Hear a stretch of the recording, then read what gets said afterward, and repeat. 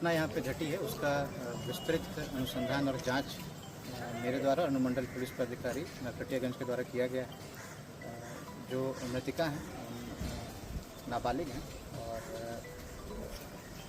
जो FSL report और जो पोस्टमार्टम रिपोर्ट वो अभी हम लोगों को प्राप्त नहीं हुआ। तो जो मृत्यु का कारण है वह स्पष्ट नहीं है, लेकिन जो तकनीकी साक्ष्य हम लोग को मिले हैं उसके अनुसार जो मोबाइल है जो मृतिका के परिवार वाले पे है उसमें मल्टीपल कॉल्स जो अक्यूज़ की हम लोगों ने गिरफ्तारी की है, 3 लोगों की हम लोगों ने गिरफ्तारी की है। उसमें से एक अक्यूज़ से निरंतर बातचीत पुराने की भी हम लोग की स्थापना, मतलब जान पहचान की इसमें संभावना से इनकार नहीं किया जा सकता है।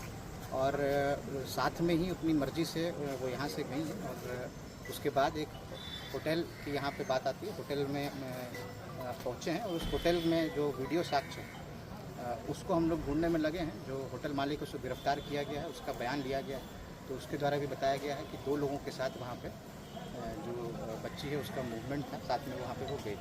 उसके बाद कुछ जो दुष्कर्म है इनके द्वारा किया गया और उसके बाद जो बच्ची है उसकी सामूहिक रेप की बात नहीं है, क्योंकि सारा कुछ क्लियर है ना। आपको सीसीटीवी में भी जो गुप्ता अस्पताल है नरकटियागंज में दुष्कर्म सामूहिक, हाँ, तो उसमें हम लोगों को जो साक्ष्य मिला तो वो जो 2 लड़के हैं और जो लड़की वो होटल में गए हैं, जिसका वीडियो साक्ष्य हम लोग डिलीट कर दिया गया है होटल वालों के द्वारा, जिसको गिरफ्तार किया गया। उसको हम लोग एफएसएल भेज के उसको रिट्रीव करने का प्रयास करेंगे, लेकिन गुप्ता अस्पताल जो है उसका सीसीटीवी हम लोग को प्राप्त हुआ।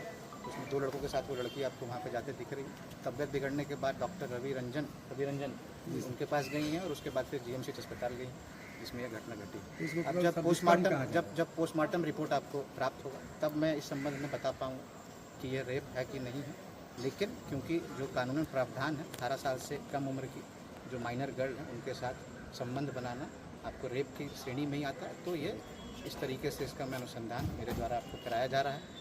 और जो 3 अपराधकर्मी हैं भोलू कुमार हैं, रुपेश कुमार, भोलू कुमार आपको चौतरवा के हैं और ये रुपेश कुमार हैं और सचिन कुमार आपको लौरिया के।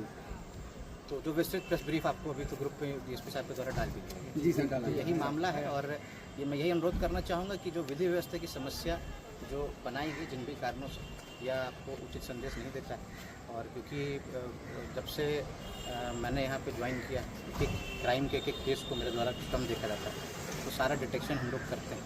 तो पुलिस पे विश्वास रखना चाहिए और अभी तक जो मृतिका हैं उनको अंतिम संस्कार भी नहीं किया गया है, परिजनों से मेरी बात हुई तो शांति व्यवस्था बना के रखा जाए और तुरंत आपको जो दाह संस्कार है उसको दिया जाए। हम लोग अनुसंधान कर रहे हैं, अन्य बिंदुओं को भी जांच कर रहे हैं और जैसे जैसे चीज़ें निकल के आएंगी हम जो मृतिका के परिवार वाले हैं उनसे इसको साझा करेंगे। ठीक, थैंक यू सर।